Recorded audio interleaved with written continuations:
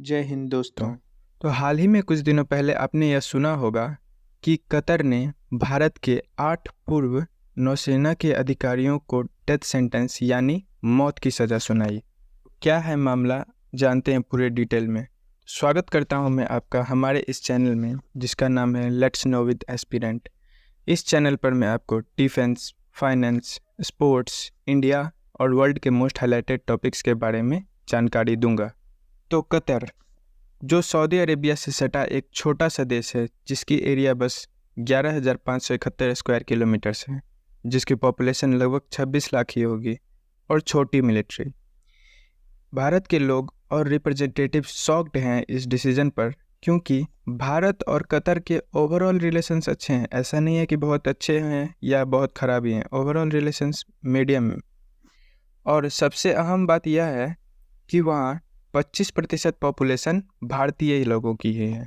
सवाल उठता है, what's the reason behind the death sentence for the officials. तो सबसे पहले अगर हम बात करें तो ये कि ये नेवी ऑफिशियल्स कतर पहुँचे कैसे, क्योंकि नेवी में ऑफिसर्स की रिटायरमेंट थोड़ी पहले ही होती है और कोई भी कंपनी, प्राइवेट कंपनी या सरकारी कंपनी, एक्सपीरियंस्ड एम्प्लॉय ही प्रेफर करती है जो उनकी कंपनी को आगे बढ़ाए। और वो सभी 8 ऑफिसर्स कतर की ही एक कंपनी अल दहर कंपनी में काम कर रहे थे, जो कतर की आर्म्ड फोर्सेस को ट्रेनिंग और मिलिट्री इक्विपमेंट्स प्रोवाइड करती है।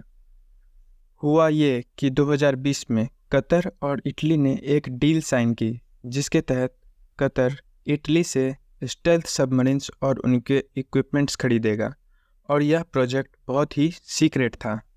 तो सबसे पहला एलिगेशन इस मामले में लगाया पाकिस्तान मीडिया ने कि इन ऑफिसर्स ने इस प्रोजेक्ट में एस्पियोनाज यानी जासूसी की है, लेकिन कतर ने अभी तक इस पर एक बार भी एस्पियोनेज का या स्पाइंग जैसे शब्दों का यूज नहीं किया है।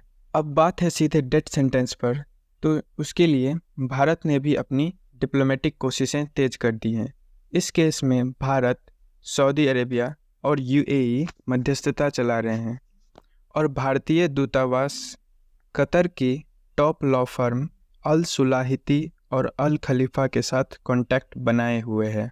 अभी जिन ऑफिसर्स पर चार्जेस लगे थे उन्हें प्रिलिमिनरी कोर्ट ने यानी कि निचली कोर्ट ने चार्जेस लगाए थे, जिसके लिए भारतीय दूतावास ने हायर कोर्ट में अपील की थी। और खुशी की बात यह है कि वो अपील एक्सेप्ट भी हो गई थी, और भारत ने इन रिपोर्ट्स के बारे में कतर से जवाब भी मांगे हैं, क्योंकि जो ऑफिसर्स हैं वो 50 साल से ऊपर के हैं, और एक खबर यह है कि उन्हें सॉलिटरी कन्फाइनमेंट्स यानी कि काल कोठरी जैसे कमरों में रखा जा रहा है। अब उन सभी की फैमिलीज की इस चिंता में भी है, क्योंकि आजकल के यंगस्टर्स को भी हम देख लें तो उनमें अकेलापन और डिप्रेशन जैसी प्रॉब्लम्स देखने को मिलती है, और वे झेल भी नहीं पाते। फिर वे तो बूढ़े हैं, तो उन पर कितनी प्रॉब्लम्स आ रही होगी।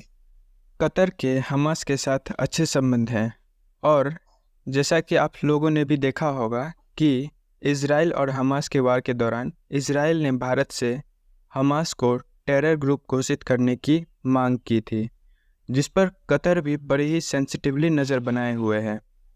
अब भारत को ये प्रूव करना है कि वे ऑफिसर्स निर्दोष हैं और उनके द्वारा ऐसा कोई भी जासूसी जैसा काम नहीं किया गया है। लेकिन कतर के लिए भी डेथ सेंटेंस से यू टर्न लेना कठिन होगा, और इस पर की एक रोशनी ऐसी भी झलक रही है कि 18 दिसंबर को कतर का नेशनल डे है, और उस दिन वहाँ के अमीर सजायाफ्ता लोगों को माफ़ी देते हैं।